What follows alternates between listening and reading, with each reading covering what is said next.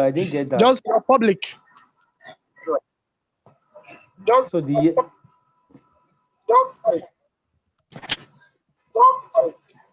You're public. You're public. oh, we are public. Okay. Okay. All right. I think I want to switch my device. I want to switch to my laptop. Just give me a sec. Just your public. Sorry. So the Okay. So let me put on my camera.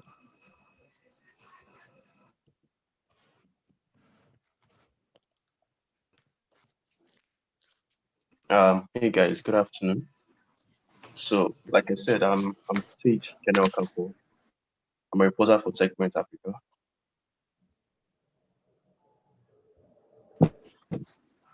And today we'll be talking about Inspire for Exit, right? And can you hear me? Yes, we can hear you clearly. So we'll be talking about how planning for exit can impact your fundraising goals as a startup. And I've introduced myself, and for the audience, I don't know if anybody can.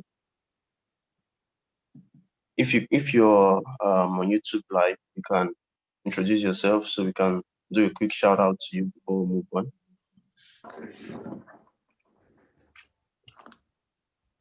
I don't see anybody in the audience doing any introduction.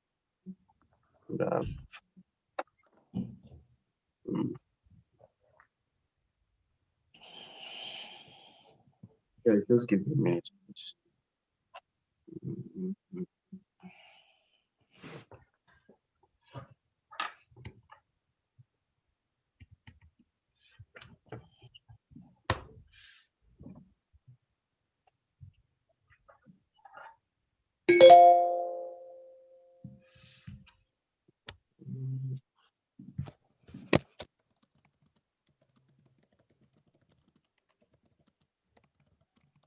Okay, so nobody's making introductions. I think we can move on. Although people are watching. Anyways, shout out to you guys. So we're talking about exits in the Nigerian tech ecosystem context. And first, startups are, like you guys know, is trying to inspire a generation of founders building high-skill businesses in Nigeria, especially from South, and Southeast region. So you can follow us, startupsouth.ng, Twitter, Facebook, Instagram, and do well to subscribe to our YouTube channel, like, share, retweet, and engage. So yeah, like I was saying about our session today, we're talking about exits and why they're important to our ecosystem.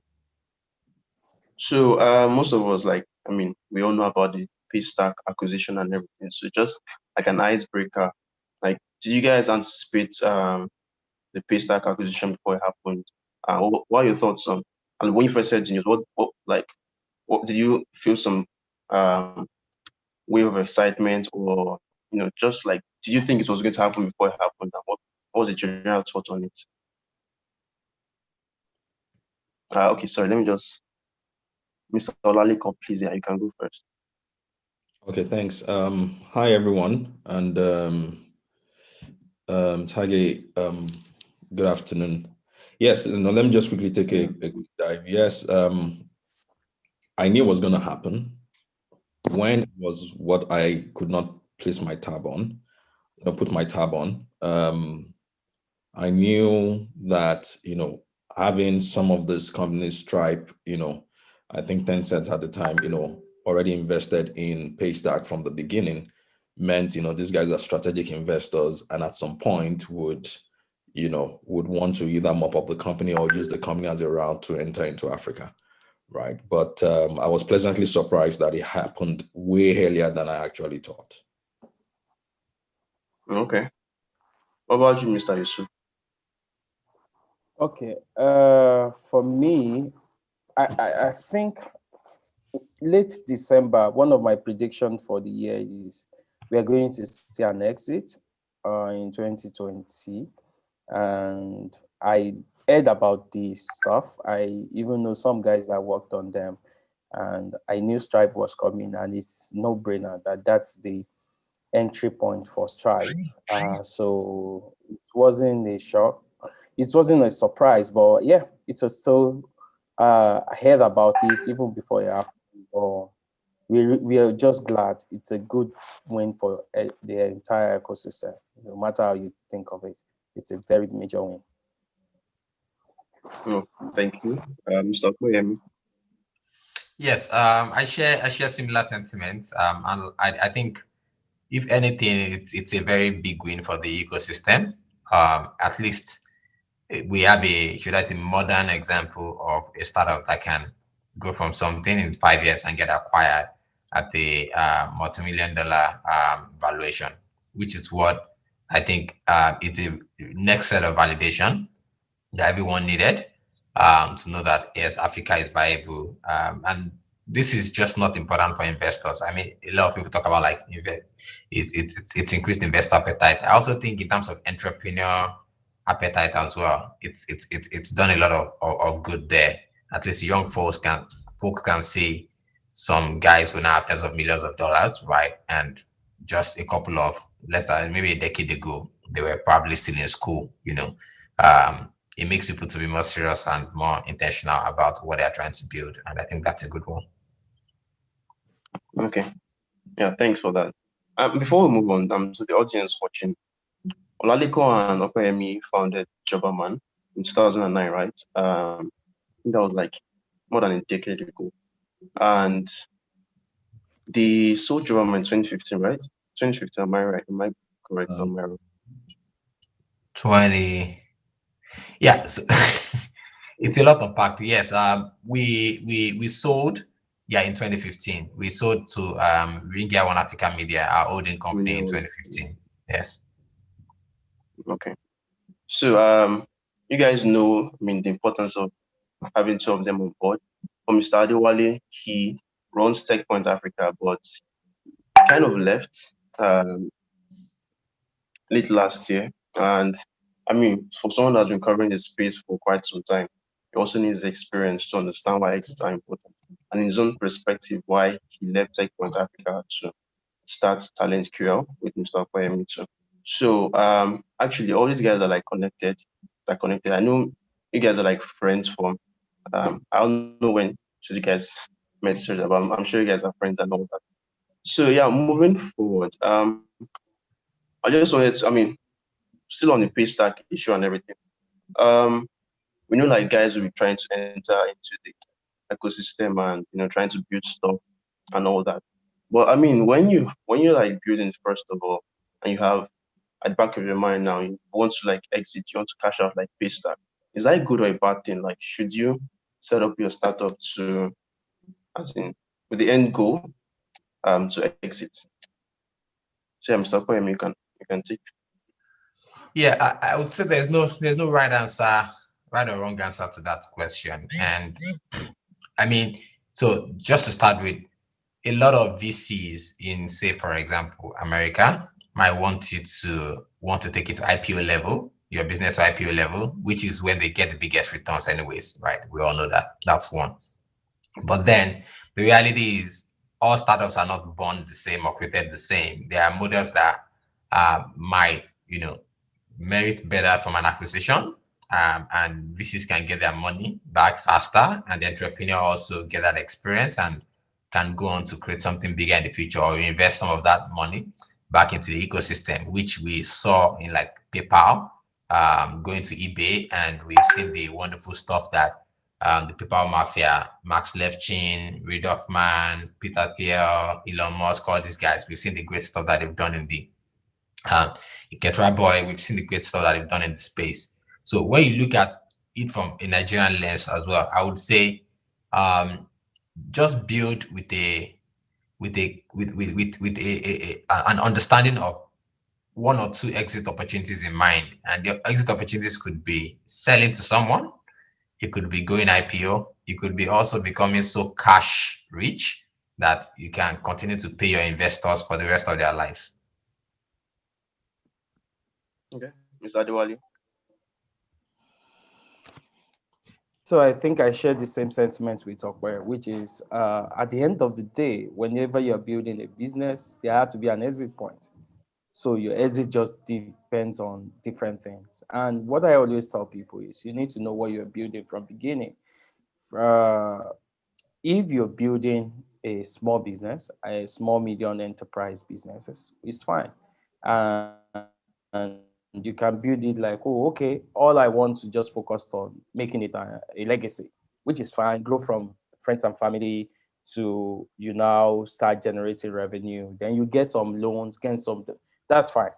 But if you're taking the startup route, you understand, it's more like a fast lane with an exit point. And I always tell people, I always try and advise people that in the beginning, you need to know that even an investor will ask you, like, what's your exit point? Are you trying to sell or are you going IPO?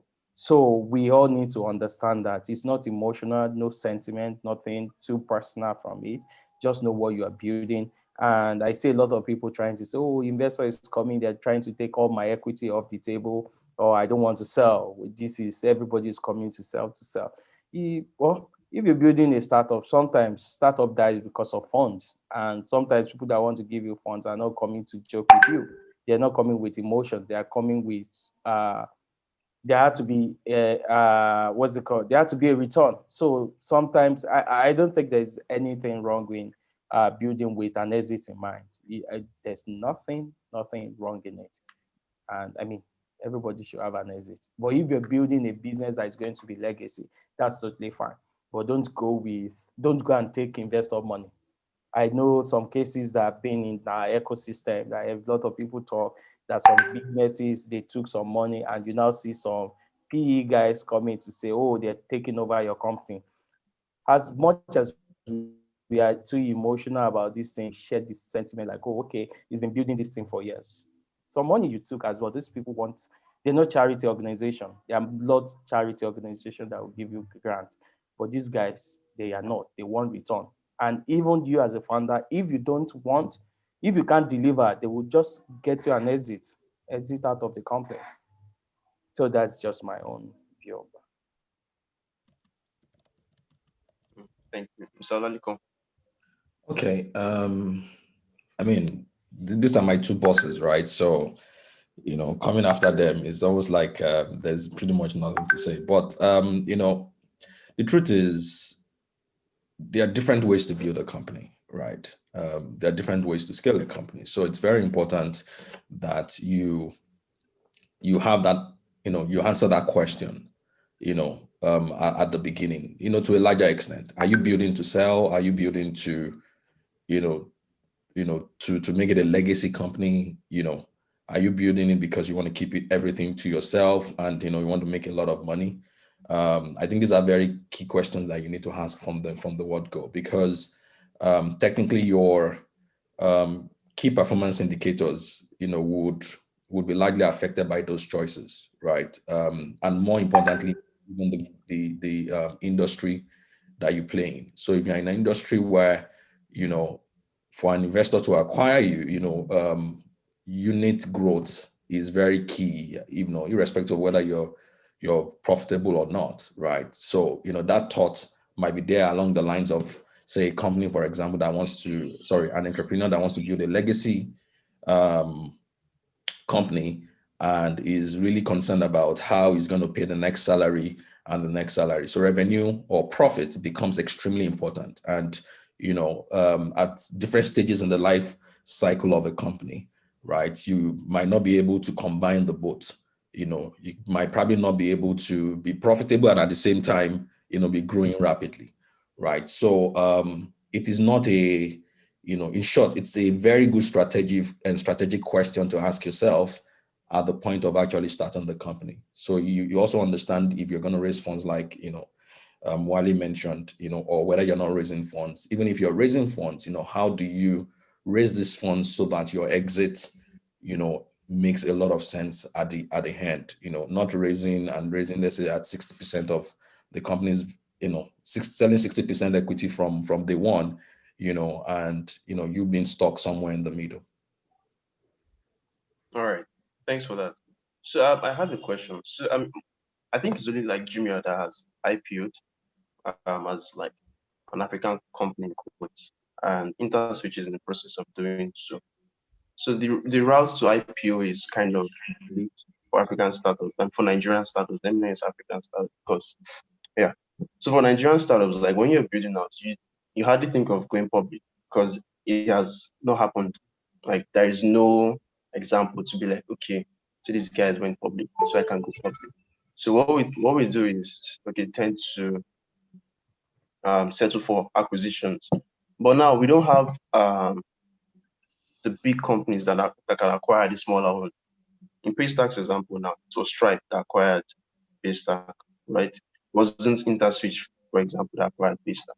So I'm saying like if that's the case, shouldn't this crop of companies become legacy companies before acquiring? I don't know if you guys understand, before acquiring small ones, because right now we have a whole crop of startups that, I mean, we are not sure who's going to acquire these startups. Like they are just out there. Okay, let's say the fintech ones, for example, they can have the international guys acquire them. But for the other ones, in other spaces, who's going to acquire these guys? Are we going to have local guys acquire them, or are we going to have international guys acquire them? So the bottom line I'm saying is that shouldn't like this crop of startups become legacy startups, companies, so that they can acquire the smaller ones coming up later? Mr. Wali. Okay, so acquisition. When you're talking about, there are some smaller acquisition that happened that people don't really make noise about. Some are actually acquire, where you just get the company, get the team to join you because you love what they're doing. We've seen some of them in the market where Carbon acquire one startup like that. I can't remember, run by Shegun. I think it was Amplify Pay. VokePay also. Yeah, no, not Amplify Vogue. Pay. Okay. Amplify. So Amplify run by Shegun and the co-founder. So and the co-founder joined them. So the team joined them. And I think you guys too, before the major acquisition, Jobberman did some small acquisition. And up to date, they are still doing acquisition. And so it's not every time you see big acquisition that will happen. We have smaller ones that are going on, and people are seeing ways to acquire. Even I think one of the biggest one in Nigeria startup was InterSwitch. I think in 2014 or 15, InterSwitch, Vanso. You understand? They acquire Vanso. So those things will be happening, but you should know like you can't play bigger than your market sometimes. So, and as time is going on, we're going to have, the market is getting bigger because there are more mobile phone users, there are more people doing interaction, what's the transaction. So your market determines a lot of things. Every time I see a lot of people coming, we're talking about IPO, we are looking at Nigeria, we are comparing Nigeria to Silicon Valley, to this thing. And we've forgotten that what really make all these Silicon Valley, all these other big guys, are not even the startup at the beginning. There are some companies that have gone to be corporates, companies like Cisco, companies like Microsoft. These people, they've acquired a lot and they keep acquiring. And those that will fast track the system you are seeing now. And API, you understand, there are a lot of different API because every day. Yesterday, Microsoft, they acquire some startup, you understand, and they keep doing that because what they do now is they get this system. Once they know like this stuff work for, they get them to integrate into the system. And if you now want to look at in Nigeria, you don't want to say, oh, okay, which company should acquire something? Maybe you say, it's very easy for people to talk about Dangote. So if you say Dangote want to acquire something like a startup, you just look at what pipe do you want to integrate. You understand? It's a whole system. It's a system. Those companies will just be building software for them. You can't see a big exit. So the way Paystack exited to Stripe, we're going to see more big company coming into markets, and startups are going to exit into them. And don't forget that this is a ripple effect. And what people don't know is since Paystack acquisition, if you know how many people were talking about the local market, almost every day I keep having conversation on Paystack acquisition from different parts of the world. And so we shouldn't beat ourselves too much. This ecosystem is still at the infancy stage, very young, very, very, very, very young. There are a lot of things to discuss. There are a lot of things to face. There are a lot of things we are going to build. Infrastructure is one of it. You understand? Talent is one of it. There are a lot of things, but we need money. That's the truth. We need money, but the money we need are not the local small money. You understand? We need a lot of enablers, and we can't be primary market to most of these companies. And that's what people don't understand. Like whenever you're looking at, whenever you want to build anything, the first thing is they will ask you, where's your primary market? And most of these people are going to, it's going to be their country. You understand? Then us too, you know, in Africa, our market won't be just Nigeria. Anybody doing something, you have to be Africa. But addressing African challenges is different. Nigeria is way different than Ghana. You understand? And Ghana is far different to what's it called, Kenya. And don't let us even talk about Egypt and some of these people. And if you now want to look at the market, you want to say, I have 1 billion users. Africa is actually 1 billion users. So all we are saying is Facebook or WhatsApp is bigger than the entire Africa as a continent. And Facebook is bigger than Africa. WhatsApp is bigger than Africa. I mean, I think Instagram have crossed Africa, 1 billion users as well, I believe. I mean, so. Yeah. So those are 3 companies, those are 3 countries under a company. I mean, no, not even 3 continents under a country. So sometimes it's, let's be patient. You understand? Let's be really patient. The guys ahead. It's not the money in Nigerian Stock Exchange that we will be using to acquire. Go and look for some tech companies that have been in Nigerian Stock Exchange. I mean, don't let me even go there. So someone will have to drag me. People that you are shaking. But all I'm saying is, let's be patient. You understand? Let's celebrate the Paystack exit. Let's be happy, because now we see even people who are using the leftover money from their children's school fees to invest now. You understand? Because it's very hard, because startup is a volatile market. You understand? So we are going to see a lot of exits. We should celebrate the small win. And there are some exit that is just like $1 million, $2 million, what's it called? $500,000 in school. We need more of those things to happen, because the moment they happen, the founders are going to go ahead and become investors. Right now, somewhere, I know people like Shola, people like Extra, they will try and be writing some paycheck for some startup as well. And don't forget, Paystack also, before this, they actually did some small acquisition and also acqui-hire. You understand? Try to do this thing. So it's an ecosystem as a whole. No matter how we look at it, I know we get too excited. We get to like, compare our market to Silicon Valley. Or sometimes I even look like that. They even know there is a country called Nigeria. We should be happy. And there's some people are trying to build a startup there. You understand? So we should be happy. We should celebrate. We see some big tickets coming up. Cheaper, all these Flutter Waves and stuff. They are getting money, and there will be more big acquisition. So, but we need time, patience and time. Thank you. Oladipo and Okoyemi, do you have any other thing to add to that? Yeah, I just wanted to say, when you look at if you were to draw something like a triangle, right, of, where most startups are, or the ecosystem as a whole, you would see that some are at the level of survival, some are at the level of success, and some are at the level of significance.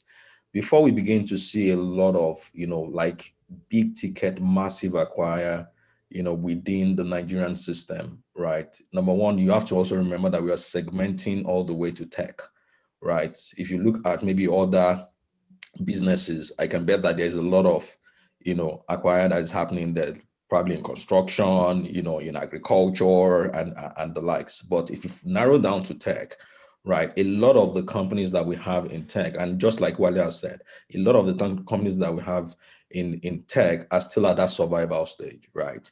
Now, some would move to success level, right? They now have extra money to acquire other companies. And then some will move into significance. So significance mean like the likes of the Paystack, like of the Flutterwave, the InterSwitch, where, they can acquire 50 companies in a year, but we have very, very, very few of them. And these things cannot be rushed, right? More importantly, when you begin to think about what is our, our wallet size, how many people are actually above $1 in the whole of Nigeria and all those things. That is why you would realize that there's a lot of shift, technically, like in terms of this acquisitions, you see a lot of them in fintech, right? And less of them outside fintech, right? Because of, some of these conditions like this. So with time, you would realize that a lot will move towards significance. As you have more move towards significant tech companies, then you begin to see a lot of these acquisitions, but we are still very far off from that destination. Thank you, Mr. Laliko.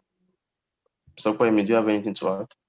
Or should Yeah, not more than they've talked about, but I'll also just iterate that in terms of entrepreneurs also preparing themselves for like those exits, right? We definitely need, even within tech, a shift such that we can actually get more significant companies. I mean, we've built different kind of stuffs in the market, and pretty much everybody sort of agrees fintech is the hottest place today, right? But when you look at it from a 10-year game point of view, fintech is not the only place. That's one. Number two is fintech has always been regulated. It's not going to stop being regulated. There are a lot of unregulated spaces that we could probably play in for our local market, and also for for the global markets. Two things I'm looking for in this space is to probably see an IPO that makes people excited and know the fact that that's a possible path. Secondly, to see a very big win from a local startup in the software as a service space that's building for the world, and see more people try and build for the world instead of just our markets called Nigeria. All right, thank you for that. And before we move to your respective careers, let me just do a quick shout out to Richard Pepple, the community manager for Technoville, Bonny Island, River State. Glad to have you here. Is in the audience. I hope you're enjoying this conversation, and also Njoko Evans too. Glad to have you here too.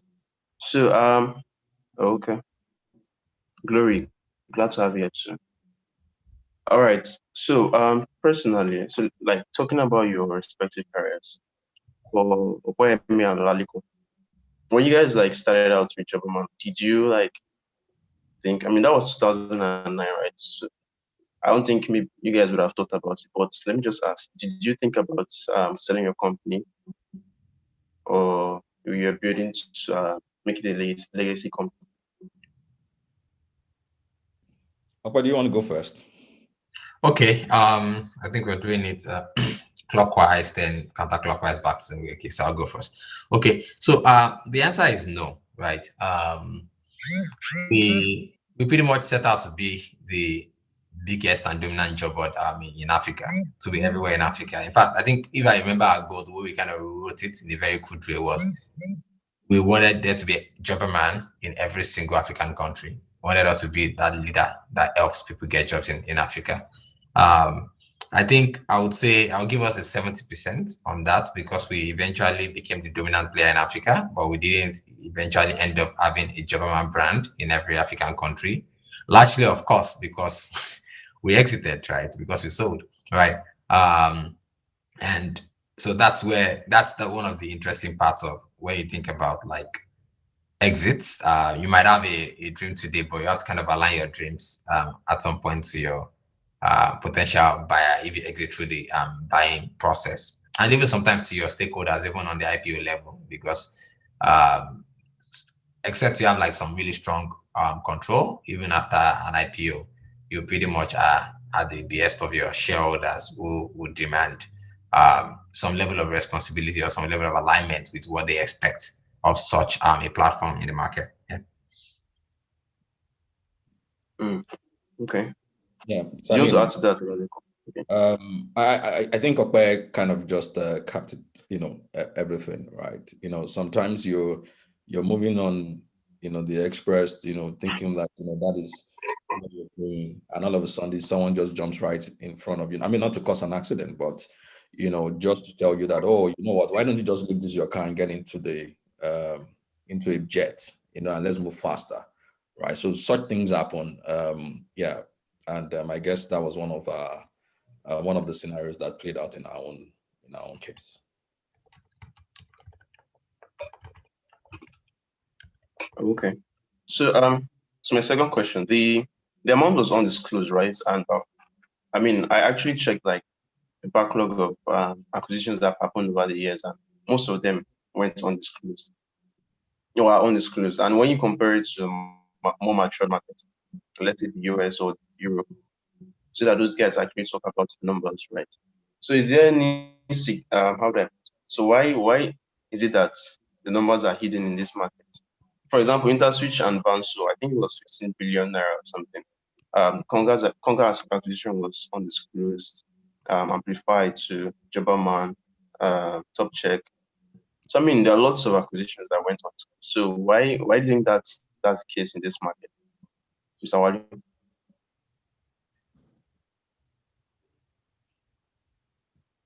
You're on mute, Wale. Yeah. Why? Yeah. So why undisclosed? I still think it's still about our market, and for some personal reasons. There one weird reason. I mean, there's a friend of mine that raised the amount, and this is shocking. So it's just, I know it's not the reason why a lot of people don't disclose, but this is really shocking.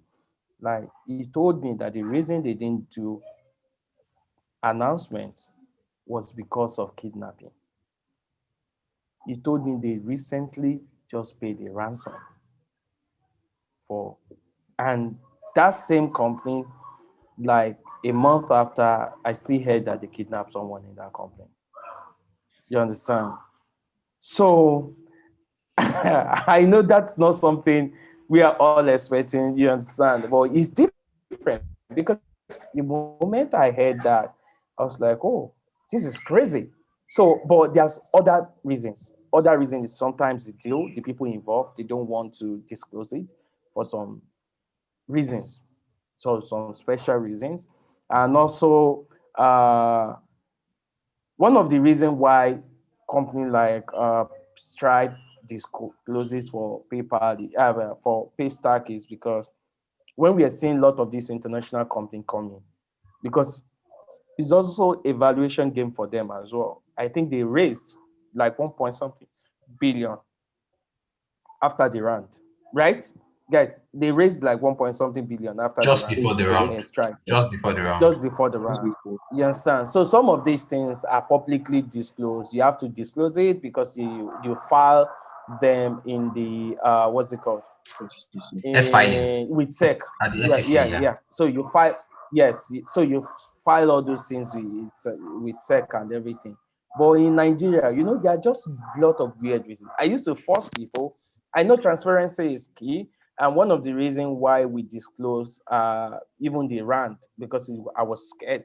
I didn't even want to disclose anything because I was still the one going to those type of Western, very far Western Nigerian places there. But one thing we discuss is through transparency and stuff. I know we want to do transparency, but if a startup entrepreneur just tell you that, there's nothing you have to do than just to say, oh, it's understandable. So there are just a lot of things when it comes to our case in Africa, and that's why our market is different. Honestly, Nigeria, Africa is different. There are a lot of things to consider. As much as there are a lot of opportunity, there are other things to consider. And that's just what I would say. I know it's supposed to be an exciting conversation, but for me, it's just a sober type of thing because that's conversation with the guy really humbled me. So I can add to that. So one thing is when you US companies sell and they say undisclosed, I can tell you for free the amount of money is less than $100 million to start with. By law in the US, I don't think you can buy a company for $101 million and not disclose. just to be clear. So once the company is not disclosed in the US, you already know the price is less than $100 million, right? So when we hear this disclosed thing came from law requiring it, right? And then it now became like a norm. It's not a norm to be disclosing these things, and for a lot of reasons, including what Adewale said.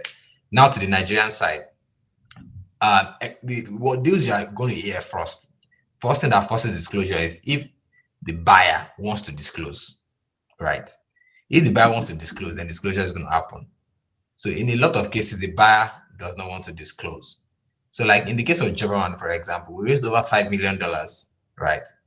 In the course of us being at Jobberman. That's the truth. But the only one you would have heard of is the first one. Apart from the first $1 million from Tiger, I don't think anybody heard of any other one. Right. And that's the truth. You Are you know. serious? Yeah. Did you hear of any other one? Did you see No, anyone I in the news? didn't know. Exactly. So also the exit too as well. Right. Needless to say, the exit was not $100 million, by the way. So don't go thinking. Yeah. And don't go after my family. It was not $100 million, by the way, right?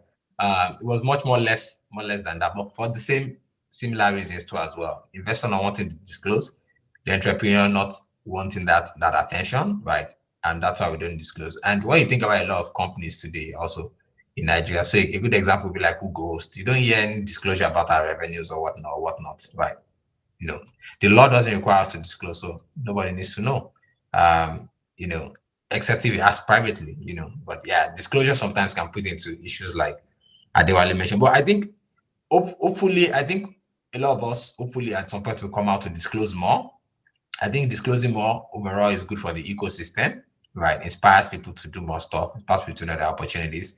But then there's still that, should I say, that part of us having to grow as individuals and also as a society to the point where everybody will feel free to disclose. I can remember who would always tell us things like, hey, you guys need to be celebrity entrepreneurs, right?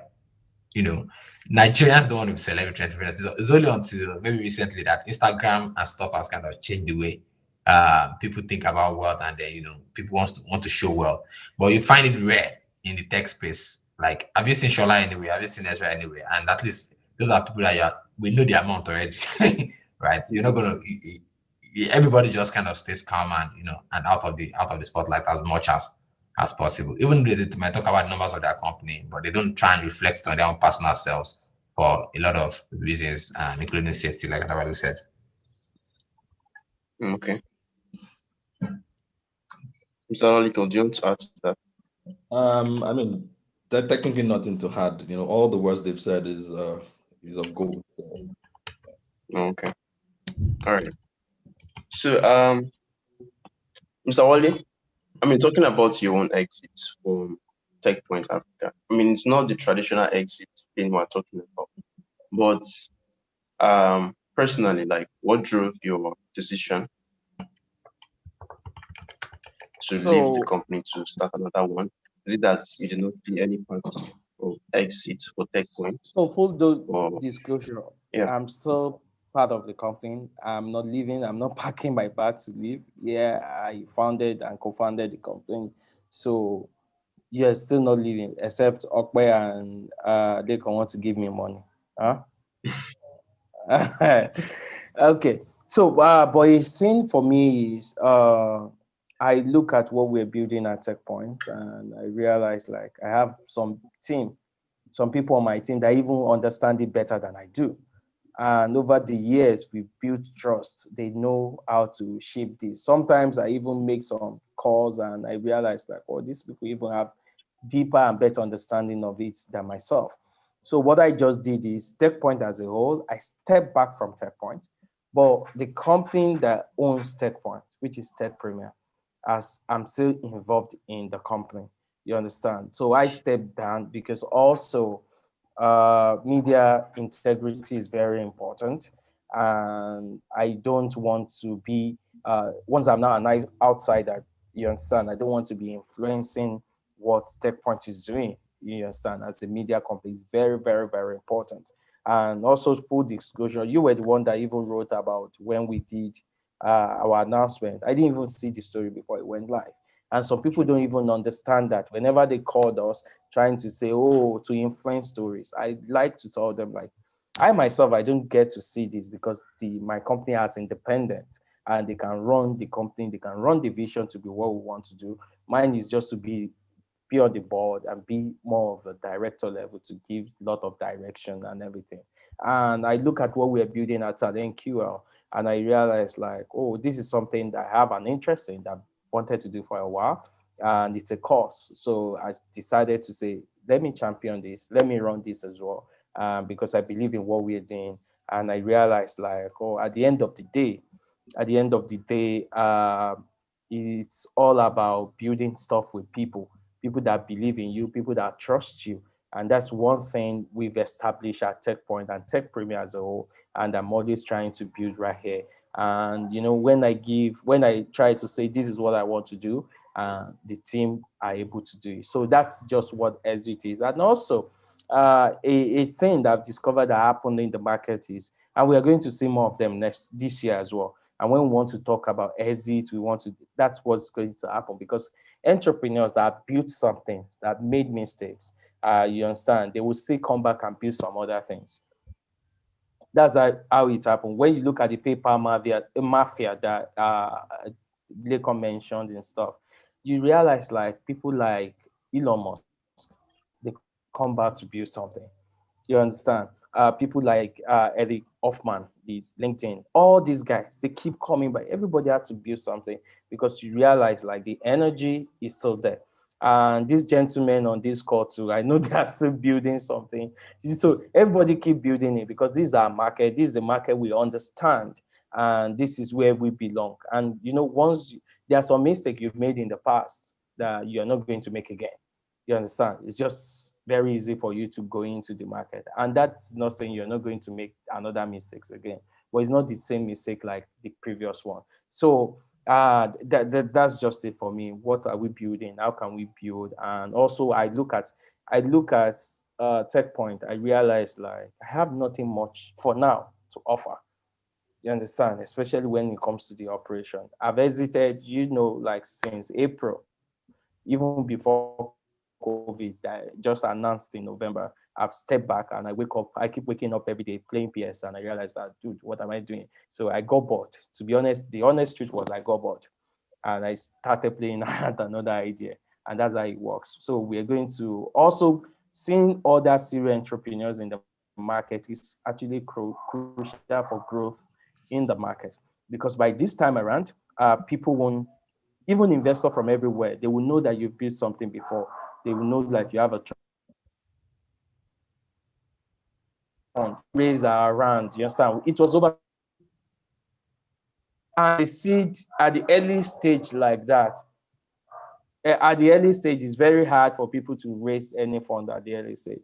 But people look at us and they know like we can't run away with the money. Like even if we run away with the money, it doesn't make any sense because they know how to hold us responsible. And they know that we have courage enough, you understand, that whatever we are building, we can still fail and still try and build something. That's how investor bet at the early stage.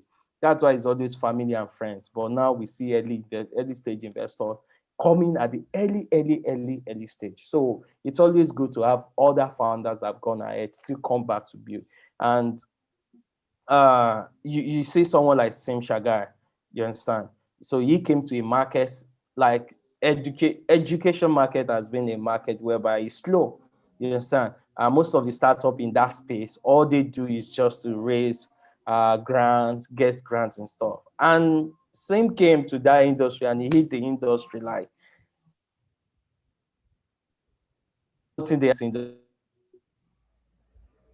always talk, how does he do it? Because he's Sim Shagai. You understand? He understands what it is to work with people, what it is to build an engine that really works. And that's what people bet on at the end of the day. Yeah, so that's just All right. This is for you, Mr. Kwem.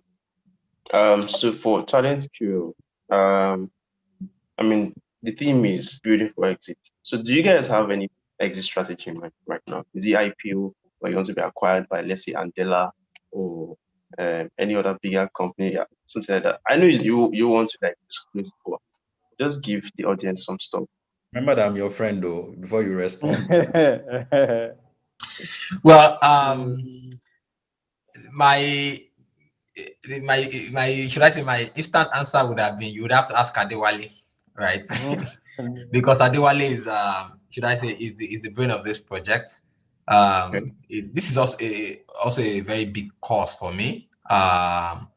You know, I grew up in Ife, went to school in Ife. I am even from Ife. So when Adewale told me about it, I said, I have to be part of this in one way or form, even though I know I have a lot of things going on, right?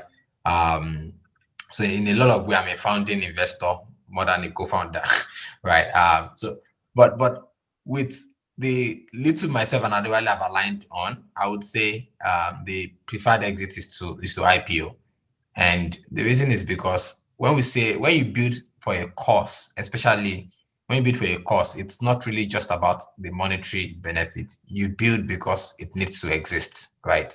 And I think that's the biggest thing that is driving Talentscale. It's not the sexiest space in the tech industry. In fact, it's one of the most challenging, right? Like, why would you go and build a campus in Ifea? Why not build it in Lagos, right? Why would you start, training engineers, looking for engineers, and providing value to engineers more than you provide value to yourself? Why would you do all of that, right? So it's more of a cost than some quick money making episode, right?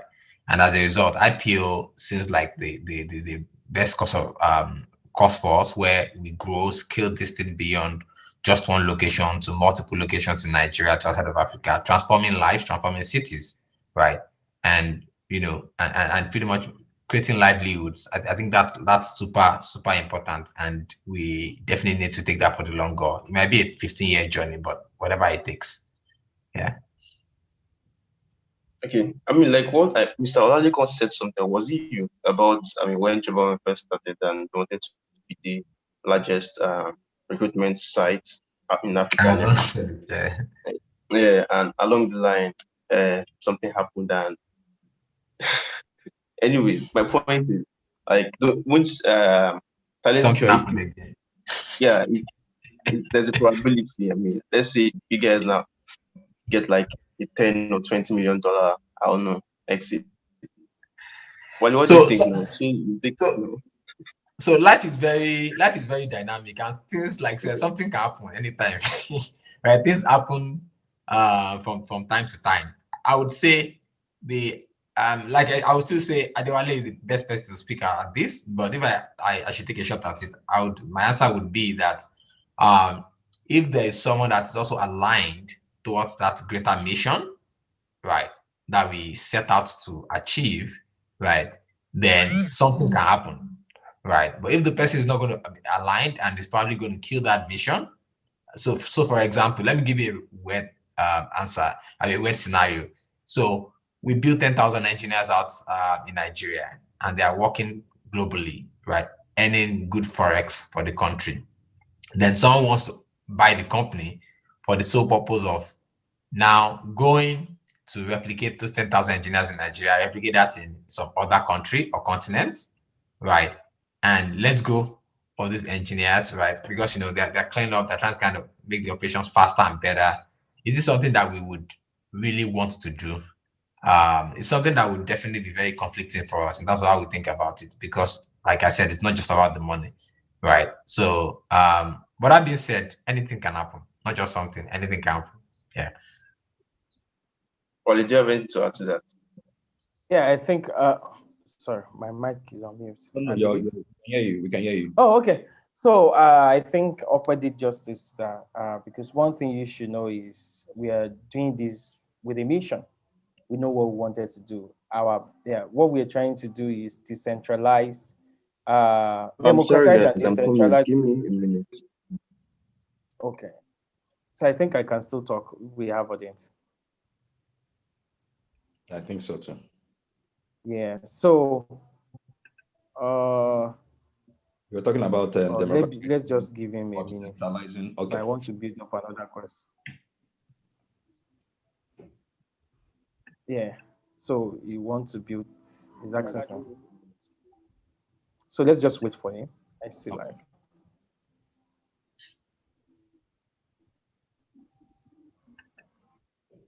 So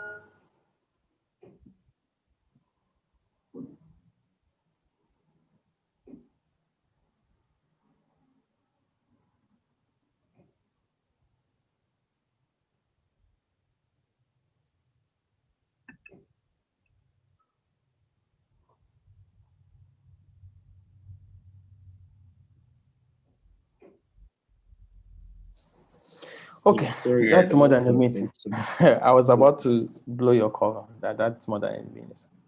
Yeah. Okay, Okay. so for us, All right. yeah, let me jump back to the question. So for us, it's about the mission. What are we trying to build? You understand? We want to decentralize and democratize opportunity for Africans. That was the first thing. That's been one thing that is important to us. Like, how can Africa also leverage on this? And we know some people have tried to do it in the past. They've even done an amazing job as well. But one thing is, when we are designing this, we don't have any place to go. You understand? In the sense that we're Africans. So if you see people from other places come to the market and try to solve this problem, and if the problem is too much, everybody can easily pack their bag and leave. But we can pack our bag and leave, no matter where we go. This is the part of what we do. This is the part of us. So that's just it. And when we for exit, if our goal is just IPO, we all align. The co-founders are aligned on that. But if we see someone, I always tell people that if you see someone that can build the same thing you wanted to build, you understand, and you know that the person will do a better job to progress the work you're doing. The person have better resources, better capacity. Why not? You can exit. You understand, and you're not just exiting for charity, though. You exit well. You understand, like you guys set to yourself and stuff, but you know that this dream will continue. Let me give you an example. During the early days of TechPoint, a company approached us, I think around 2016, and a media company in Nigeria wanted to acquire us. And we laughed because I know, like, you can't acquire us because in some years down the line, we are the one that will be talking of acquiring you. This is a big media company in Nigeria, because one thing I understand, they can't drive what we have, because all Mwiwana I had then, we didn't even have, I don't think we were up to 3 or 4 on the team. But what we have was the dream that we just wanted to build this thing. And we know where it's going. And the company was showing us around, showing us some blocks they just acquired. And the moment someone called us block, to I just know, like, you don't get it. You understand? You don't get what it is. The guy showed us around. They have a very big company, building, they're producing stuff, papers and stuff. And I was just, and it was shocked to see, like, I think we just, okay, what drove there or something. Well, we took like Uber or public bus down to that place. It was just like, okay, you guys should take the small money. And maybe then it was Buy giving car for us some, yourself. I mean, ridiculous money. But we were just yeah. So he just thought all we had was just to just buy a one small car, everybody just all right, and they would be part of it. But for me, it's about the vision, it's about the mission. What is Tech Point?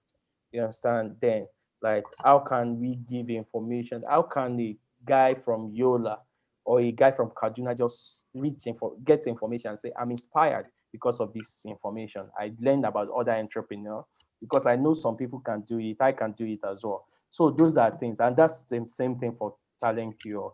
We just know that decentralizing and democratizing that opportunity.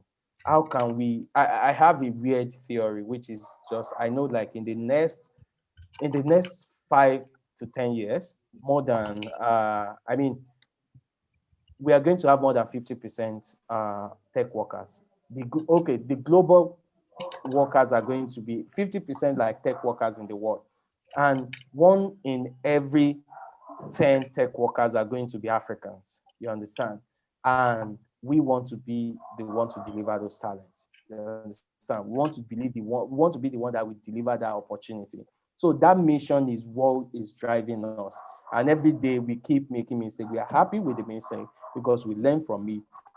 We know like this is another way it's not going to work. So we move forward. So as Okwe said, that's All right. we are just, if we see a good deal and we see someone that will drive the vision, trust me, we are going to take. But if not, IPO, baby. Your boy.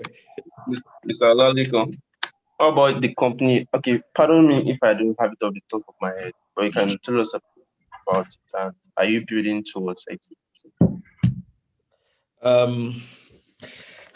Interesting question. So for me, I have a different, not different legacy, but in terms of how I'm thinking about the next 10, 15, 20 years, right? Like I said, like Okwea said, and also Wale, anything can happen, right? But in terms of my thought, the thought of how I'm building the companies that I have I would say controlling interest in are to build companies that are sustainable and can get to that level of significance, right? And for me, it's almost like a 10-year, 15-year horizon, right? So it's not because again, if you're selling to, if you're growing to exit, speed is also very, very, very important to you. And I'm not saying that if you're also trying to get revenue, speed is not important, right? But in terms of importance, one is more important than the other in terms of growth and revenue. But for the entities that I'm growing them to get to that level of significance where they can also continually acquire companies within the ecosystem. And the way I've been handling that is just exactly the way Wale is actually building is start a company, grow it to a point of stability, right, and then hand it over to other people. That for me is one of the exits, let me put it in quotes, right, that a lot of people have not been seeing in the industry, right? People believe that it's the entrepreneur that started the company that must grow the company to the point where it is sold or it is IPO'd or whatnot. That is not necessarily true, right? So we're going to be seeing a lot of that where entrepreneurs in quotes get tired of the current current solution that they are building, and then eventually then pass it on to a stronger team, people that they feel are better than them, from a management perspective. Because as an entrepreneurial skill, you have to also look at it. One is the managerial skill, the other one is the entrepreneurial skill. Some people have the both, some people have just one in starting a company and growing it very fast. Some people don't know how to stabilize a company and grow it. So as people begin to question or analyze their strengths, they begin to see the differences. So for me, right, I'm building companies that are for lack of a better word, legacy, but are actually growing towards that point of significance and acquiring more company. I think this is something that Mr. Oyemi has been doing for a while, but he never knew that that's also, he probably didn't think about it in that same way. If you think about Ghost, started running the Ghost, handed it over to his co-founder, and then got on Jobberman, sold Jobberman, that kind of so Igos now is like a legacy company, that has then gone on to acquire a lot of other companies and has gotten to that point of significance. All right. Thank you very much for that. Welcome. Mr. Gwem is not here. I don't. Okay, let me check the YouTube. Okay, there's no questions here. But I'd love to get questions from the audience. So, and just to add one, because I to add is, it's two things. It's not you have an exit for, that you just want to build it. Then when your children comes up, your children would inherit it, and your children's children will inherit it. That's fine. But here is a thing I always try to tell people, and that's why we don't have a lot of good success in Nigeria. There was a story we were trying to do then. We're looking for Nigerian company that started like 50 years ago. And it's a shame that we don't have like any, like really a shame. You understand? Because one thing people don't understand, whenever you're building company, hire the people that are smarter than you. That's one thing I do.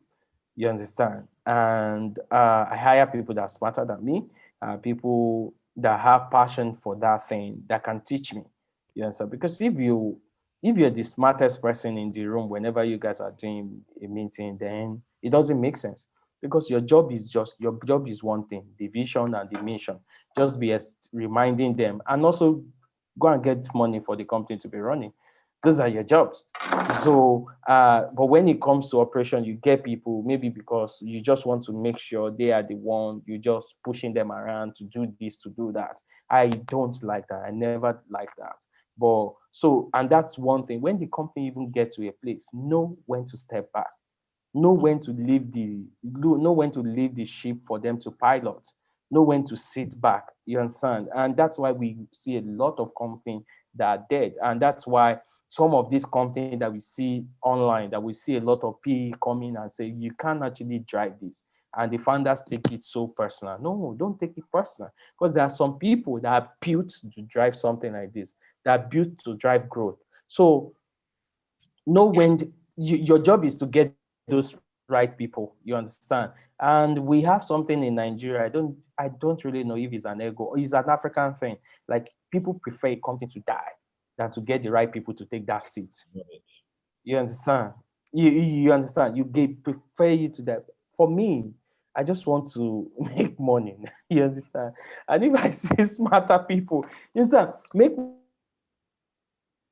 make an insult, be trying around, just be chilling with your family. I want to retire as early as possible. And when Okwe was talking about 15 years IPO, I want to get the IPO before 15 years, so I can just retire as soon as possible and be and just be a sugar daddy for my wife. Just stay at home and my children. I'm telling you, those are type of things. So don't get to, and that's how you can build great things. Your job, everybody have their own strength. There are some people that are built like that. Support them to build great companies and know their strength and your own weakness, then move on. So those are things we need to remind ourselves in Nigeria. And it takes a lot to reduce yourself, because it's a personal thing. To know that they're not attacking you, you understand? To know that you, at the end of the day, there's one of my mentors told me that the moment you have to remind people that, I'm your boss, you are not the boss in that place. You understand? The moment you have to remind people like that, so it doesn't make sense. So get people and be in a place of strength, be in a place of position. Just know that this person is not trying to reduce you as well. He's just trying to make sure it's the good for the company. Then those people will be able to correct you. You understand? They will be able to correct you, which is important. Thank you. Thank you very much, Wally. Okay, Mr. Kwame is not here. It's been a pleasure talking to you guys. I don't know if you have any other thing to add, Mr. Lally. On a final note, I just want to tell entrepreneurs that yes, it's a lonely journey, but it's, at the end of the day, it's a very exciting and fruitful journey. Secondly, I know that everybody wants to exit in 5 years, like Paystack. But it's also very nice to kind of just set if you look at the average timelines, for companies to really mature and be really successful, you probably add a 10-year horizon, right? So, always kind of just put your mind around that, in case it doesn't happen, along those lines for you. And, finally, just like, we've both said, Wale and I, be very, very open to having, a better person run, the entity for you. And then, you can then go and, think about how you can help build these entities. For example, my agency bank, SICO, I don't run it. Rovedana, my outsourcing company, I don't run it, but I have very exceptional people, that are willing to, for lack of a better word, die to ensure that, we build the best, solutions in the market. So those are my advice to listeners. And thank you very much, for having me here. No, thanks to you guys for actually taking time to do this. I really don't know how to end this, but it's been a pleasure, and see you guys next time. Just use the word Igobi. Igobi. All right, guys. All right, take care. Yeah. Bye.